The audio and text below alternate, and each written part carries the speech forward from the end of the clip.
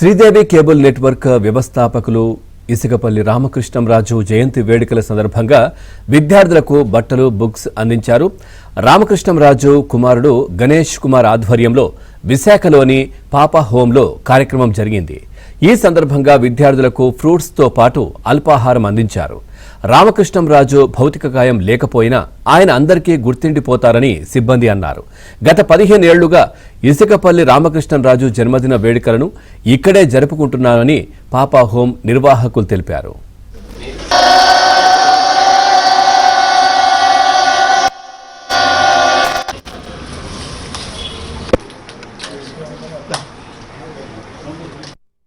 వ్యవస్థాపకులైనటువంటి శ్రీ ఇసుకపల్లి రామకృష్ణరాజు గారు గత 15 సంవత్సరాలుగా ఆయన పుట్టినరోజును ఈ మా వీధి బాలల అమ్మాయిల పాపా గర్ల్స్ దగ్గర జరుపుకోవడం మాకు ఎంతో సంతోషం అండి.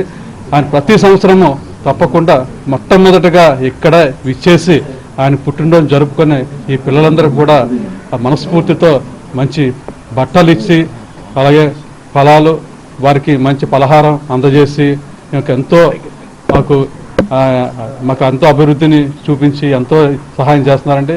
మరి అటువంటి మంచి వ్యక్తి ఈరోజు మన మధ్యన లేకపోయినా సరే ఈ అనాథల ముందు ఈ అనాథ వీధి బాలల మధ్యలో ఆయన ఆత్మ ఎప్పుడు కూడా ఉంటుంది.